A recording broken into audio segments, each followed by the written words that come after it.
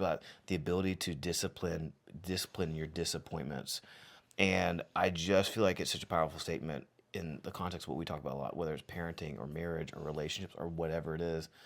A lot of times those main categories, just anything in our life, there's disappointments that come along the way that kind of throw a wrench in things, and things don't go according to plan. But what would it mean to be able to, from this point on, view our disappointments? Maybe they are in a marriage, maybe they are in ourselves as parents, maybe they are just in friendships or relationships in general, to create disciplines out of those as opposed to letting them stay in this wounding and scarring place in our life.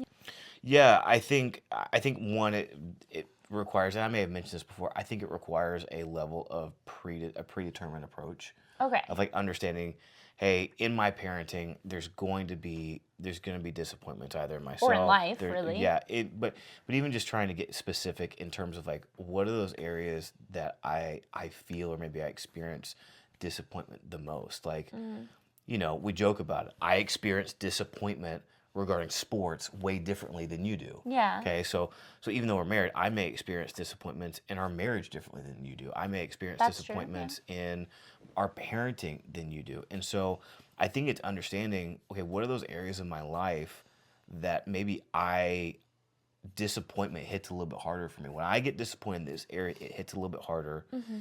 And if I'm going to come out of that disappointment from a place of strength, what discipline can I establish in my life to either help me navigate disappointment or to use that disappointment to create a new discipline? I think that requires a different approach, but I think it also requires owning, like, and this is something even the last, probably a couple of years I've been thinking about, is like, I have to kind of predetermine my response when things don't work out or when I am disappointed, because I know that if I don't, for me, I'll allow it to keep me in this just low energy place. For some people, maybe it gets them jaded. Maybe Yeah. for some people it causes you to just shut off completely. But maybe it's a parent. Maybe you're frustrated with you're frustrated with your kids, and your response when your kids disappoint me is you shut off relationally with them. We all have different ways that respond. And I think it's predetermining and knowing that that's going to be the case. It's like, okay, so what are the disciplines that I have to set up Or to know? more like an awareness is kind of what you're saying. Like being aware that this is an area where if I'm disappointed, this is how I'm going to react. So there's a level of kind of self-awareness is what you're saying. Yeah, and I think that there can be a level of awareness, and then the other side of that is, okay, if I'm aware about that, what am I going to do differently Yeah. in response? Yeah, and so like, so I, for me, if I'm disappointed and I know, like, I'm trying to think, like, if I know I'm going to be, I'll keep it light, right? If I know I'm going to be disappointed because the Cowboys lost, right, or the Cowboys lose, Which will be. okay, it happens a lot, all right? What is my process for that? Because as silly as it sounds, if I watch she can test it, if I watch an entire Cowboys game and they lose, I'm thrown off the rest of the day, right? It's true. If I watch It's not as bad as it used to be. not as bad, but if I watch a baseball game and the Rangers lose, I'm going to be down the rest of the day. I'd say you're much better at it now. But here's why. Here's what that looked like. Is for me, I recognize if I'm watching something like that, and this seems really simple, I will purposely not finish the game. Because I know that somewhere between finish where I'm feeling in that moment and finishing the game, there's going to be this level of like heaviness that I don't want. So I Yeah. won't finish the game. Now, on a bigger picture for me is like, okay, let's say I experienced disappointment with a friendship. Like, let's say someone just steps out of line. Because you're my person, that internally I'm usually pretty miffed.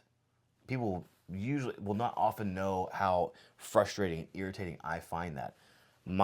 Hopefully, the discipline that I am developing in that case, I know there's gonna be moments where there's gonna be friendships that disappoint me. So my predetermined response, my predetermined attempt at disciplining is understanding I require myself to take at least 15 minutes before I react. So if I find something or if I hear something, I will pull away. I'm not saying, I'm not sending something. I am requiring 15 minutes myself, because if I don't, there is a good chance that that text, that response, or whatever is going to be, Yeah. it's going to be heated. Hey, we've got a product we absolutely love and trust. Mary Ruth's Organics. We've been using their kids' vitamins for a while now, and honestly, they're amazing. All natural ingredients, no added junk, and the kids actually like them. Yes, they have options for the whole family. Everything from immune support to digestion to daily vitamins. It's so easy to find what works for us. And because we love them so much, we've got a special deal for you. 10% off your purchase when you use our link. So if you want to try Mary Ruth's Organics, check out the link in the description and get 10% off your order. You'll love it as much as we do. Trust us. I feel like there's been so many disappointments that I've allowed to like sink me a little bit, or, you know, cause me to maybe be bitter in certain situations, or kind of just let those emotions lead me. And like, so for me, the thought of being disciplined and having kind of a predetermined response is interesting, because I feel like I've never really done that before. Like, because I think what you were just saying, like, for me, when it comes to disappointment, my reaction is to shut off, to shut it down, or, like, close myself off.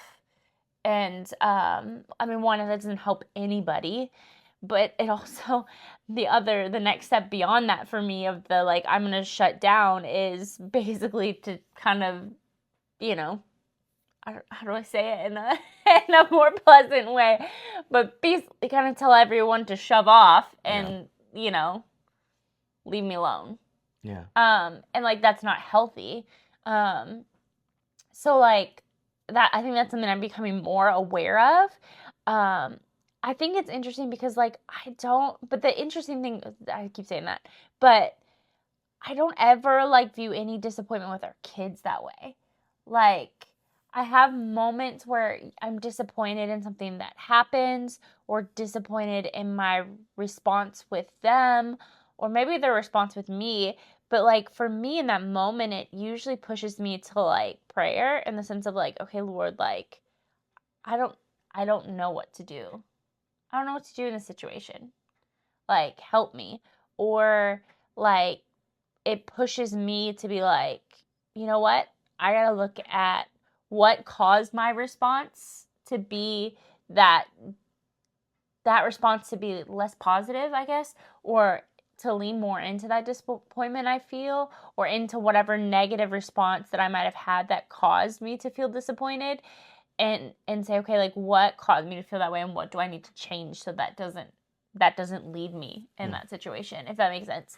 Like, you know, I think you bring up, you know, relationship and friendships. Like, we've all had disappointments in that. And I think for me, like, my biggest struggle is when it takes me by surprise. I don't know, because it's a surprise, I don't know how to, like, pre-discipline myself for that. And I think, I don't know, I just, like, it's really got my brain just wanting to, like, wrap my head around the thought of predetermining my response to disappointments. Like, not, it makes me think of, you're gonna have to help me with the quote, from Spider-Man, No Way Home. Oh, heaven, I don't remember. MJ, she says, she has this quote, oh, it's gonna drive me nuts. If you're always disappointed, you're never disappointed, or something like that. If you always expect disappointment, you're never disappointed? Yeah, something like that. Okay. Like, that's what this kind of conversation makes me think of, in a sense. Not in the sense that, like, I'm always looking to be disappointed, but, like, when it happens, because it does happen, like, how do I want to respond? Almost like an emergency response. Yeah. You know?